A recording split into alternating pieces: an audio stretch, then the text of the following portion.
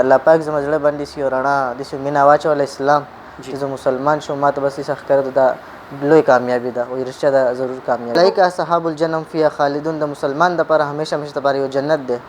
او ما چې مونږ چې کافران مونږ دپاره همیشه همیشه جهنم نه مونږ ډېر ناکامي کیو نبی علیه السلام په وسیلې باندې کائنات نظام الله پاک جوړ کړی دی نبی علیه السلام مونږ امتیان یو اعوذ بالله من الشیطان الرجیم بسم الله الرحمن الرحیم شروع کوم د الله د لوی ستر نوم نه چې ډېر بخښونکی مهربانه دی خالق د مخلوق دی رازق د مخلوق دی عزتمندو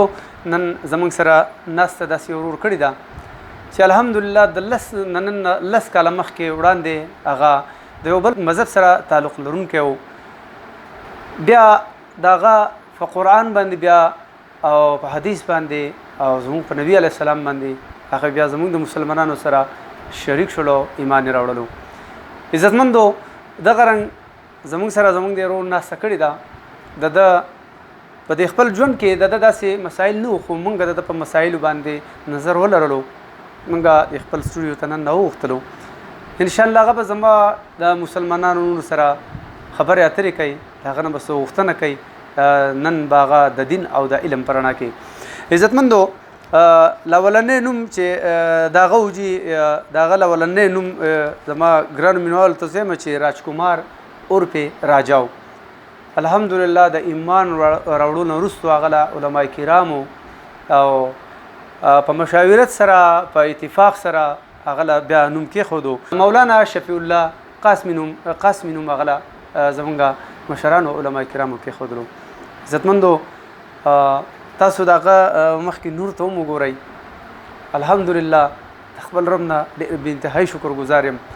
او بلکې د ټولو مسلمانانو د مینې دپاره فرزون دپاره دا پروګرام تاسو مخې ته راوړم عزتمندو موږ به د هغه نه یو څو تپوسونه کوو په دې حوالې سره چې مولانا شفیع الله صاحب څه وایي السلام علیکم ورحمت الله وبرکاته وعلیکم السلام ورحمت الله وبرکاته ډېر نن زمونږ زړه مقصود دی ستاسو سره په میلاوېدو باندې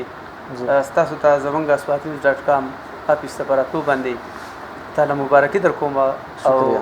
درون هر کله درته وایم شکریه ډېر مننه مهرباني دا راته ووایي چې څو کاله مخکې تاسو د هندو مذهب سره تاسو تعلق لرلو جی تقریبا 9 کال ته کاو تقریبا مخکې اسلام مې راوړی دی الله احسان دی الله فضل سره جی بیا نه پس سوات راغلی ما مدرسو کې مې سبقونه ویلي دي سوات کې د کوم مدرسه کې سبق ویلی دی جی الحمدلله سوات کې ما جامعة الحسنین قاری سید سے مفتی جی هغه مدرسه کې پیپل چوک کې ما سبق ویلی دی 15 کاله بیا فراغت مې الحمدلله مردان نو شو جی دا راته ووایي چې تاسو 10 کاله مخکې تاسو دې مذهب ته چې تاسو زمونږ اسلام تاسو قبول کړلو ستاسو د پلار ستاسو د مور ستاسو د خاندانونو ستاسو سره یې وه جی چې کله ما اسلام قبول کو زما والدین مو خاندان ما سره ډېر رویه ښه نه وه هغه ډېر زیات خفه و او ډېر او په نسبت باندې ډېر غلط کار وشو نعوذ بالله ډېر غلط کار یې کړی دی لیکن الله پاک زما زړه باندې سي رڼا داسې مینه واچوله اسلام چې زه مسلمان شوم ما ته بس هېڅ ښکاره دا لوی کامیابي ده وایي رښتیا ده ضرور کامیابي ده جی دا راته ووایي چې د اسلام کې ستا په زړه باندې الله رڼا واچوله جی ته د عالمانو سره ناست وي که نه په سکول کې دله چېرته قرآن شریف یو حیات مخې له راغلی دی ته الله هغې ته څنګه متوجه کړی جی الحمدلله ما خو سکول لږ ډېر ویلی دی چې کله ورکوټ وم سکول کې مې سبق وی چې کله اسلامیت پیریډ شروع شو جو یو څو آیاتونه دي اولئک اهل هدی بربهم اولئک هم المفلحون جی دا تاسو په سکول کې واورېدل سکول مې واورېدو بیا اولئک اصحاب الجنم فیها خالدون د مسلمان دپاره همیشه همیشه دپاره یو جنت دی او ما چې مونږ چې کافران مونږ دپاره همیشه همیشه جهنم نه مونږ ډېر ناکامي کیو نبی علیه السلام صلی الله علیه وسلم مبارک سیرت کې نبی علیه السلام څومره لوی محبت والا الله جل شانه په نسبت څومره دروند دی نبی علیه السلام په وسیلې باندې کائنات نظام الله پاک جوړ کړی دی نبی علیه السلام امتیان یو بس الله زړه کې واچو الحمدلله بیا مسلمان شوم الحمدلله کله چې مسلمان شولې روح دې کم طرف ته وکړلو روح دې چې الحمدلله زه ډېر خوشحاله وم او زما یو ملګری و تبلیغ سره تعلق لرونکي هغه زه مرکز ته راویستی وم حیدرآباد مرکز ته د سواد کسانو الحمدلله چا سره اوس ماته کال لس کالو شو هغه سره اوسېږم هغه سره بیا مرکز ته رالم هغه زه ایونټ ته بوتلم الله په فضل څلور میاشتې مې پوره کړې د سواد ته راغلم مدرسو کې مې داخله واغسته دستربندي دې په کوم دارالعلوم کې شوه؟ جی زما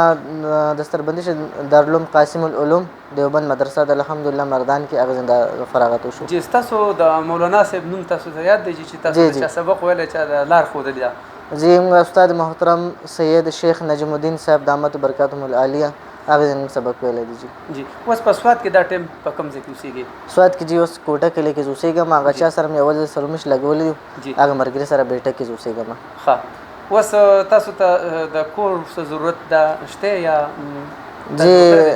د مسلمانانو د ټول تاسو دواګانو سره الله په فضل سره مرګر ملزی راکړو کور ځای الحمدلله د ضرورت مطابق الله پاک کور جوړ کړو الحمدلله لیکن انسان د ضرورت نه ختمېږي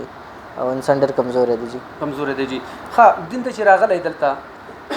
ستا سره که په جیب کې یا صحیح که نه سکون خو د سره یې که نه؟ جی الحمدلله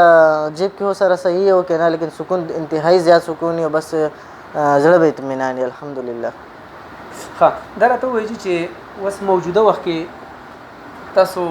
کور ودان نشته چې واده ستاسو کړی دی هغه زواجي زندګي ستا څنګه روانه ده؟ نه جی نه واده مې نه دی کړی کور الله پاک برابر کو نور واده دپاره ښه پوره ضروریات لګي کویدن دې کړی دی؟ کویدن کړی دی جی ما. ښه اوس تاسو ته د واده ضرورت دی؟ جی واده ضرورت دی. د واده پیسې ستاسو سره شته؟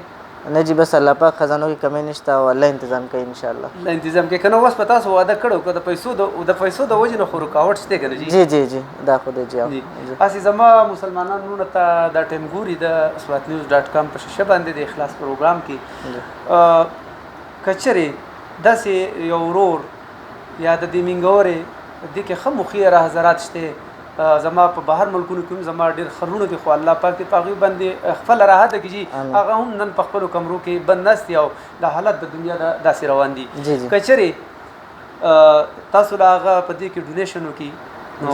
تاسو زما دغه وروڼو ته څه ویل غواړئ؟ بس زما دپاره ورته ووایه تا نه دي ویلي. جی زه خو دا خبر کوم چې ټول مسلمان ته ول دعا کوم چې الله پاک دې مسلمانان خیر عافیت سره خپل کور ته راولي او د عذاب ته تکلیف لري کوي. امین. او مونږ الحمدلله چې ایمان راوړی مسلمان شي صرف الله رضا دپاره د الله پاک خزانو کې کمی نشته لوی نعمت چې هغه علم د الله مله راکړو د کور هم الله پاک راکړو دا چې واده لږ ضرورت د هم الله پاک خپل خزانه پوره کوي ولیکن هر انسان د ثواب داري حاصلول غواړي او زما خو بس دا درخواست دی چې بس الله دې کامیاب کړي. ته وایي د قرآن شریف هغه آیات راته چې په خپله خوله کې په خره کې ووایي جي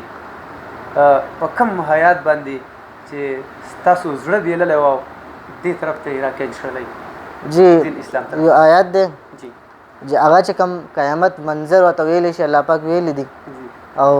هغه چې کوم سخت دردناک الله پاک چې قیامت را روان دی هغه آیات چې ما کله سټډي وکړه ترجمه وکړه وایذا زلزلت الارض زلزالها او چې د ترجمه مې کله وکړه زما زړه داسې و ما وایي ژړل چې د الله پاک چې کوم انسان دپاره نعمتونه دي او د کوم سخته ده چې بس ما زه ډېر خسارې کې ما ډېر غلط روان جو الله ما باندې رحم وکړو او الحمدلله مسلمان شوم. جي الحمدلله ماشاءالله تاسو بجي زي ما تاسو ډېر زیات خوئ الله د هغې سرور ته جهنم نه او دا الله ته نږدې شي جي الله وغواړي نو تاسو الحمدلله چې مسلمانان کړئ. نن ما علم نه دی کړی زه د مسلمان په کور پیدا یم قرآن مې ویلی دی الحمدلله حدیث مې اورېدلی د علماو کرامو لمن مې رانیولې ده ځکه چې دا زما زړه ته ډېر زیات نږدې او تاسو الله پاک د کوم ځای نه راواغستلی او موږ ته د ښودنو زمونږ ټیچران زمونږ استادان زمونږ علما یې جوړ کړئ. زه د خپل رب نه ډېر شکر ګزار یم په دې باندې مسلمانانو به هم دا ټایم زمونږ پروګرام ګوري زما مسلمانانو به زمونږ پروګرام دا ټایم ګوري. عزتمندو دا مفتی صاحب چې دی د دغه وجې نه مې راوستلو جي ما ته معلوم دی جي د کور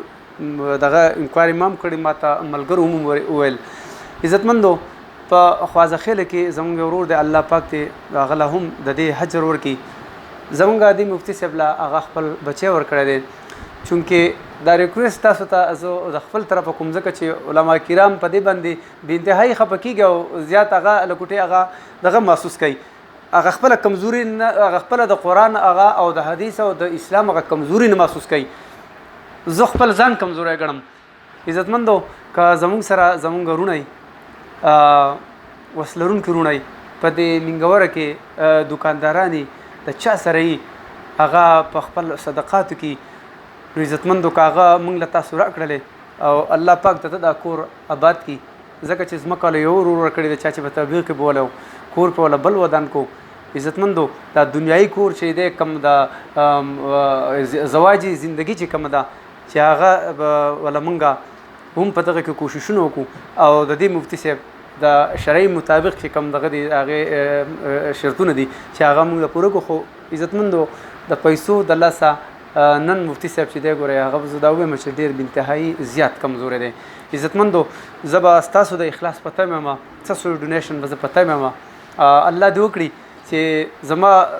یو ورور په زړه کې دا الله ورکوي د یو ورور په زړه کې الله واچوي او هغه موږ ته کال وکړي او هغه مفتي صاحب سره میلاو شو او د زواجي زندگی چې کوم ده او واده چې کوم دی دغه سنت ولهم مونږ ټول په جمع باندې ټول مسلمانان نونه پوره کړو د چا چې څومره وس کېږي زه به ستاسو انتظار یم منتظر به یم بل پروګرامه پورې خپل ورور فضل ربي پښتونیار له سره د مفتي صاحب سره د سوات نیوز د ټیمه د اخلاص پروګرام د ټیمه اجازت راکوي په الله سپارم د لوی الله په امان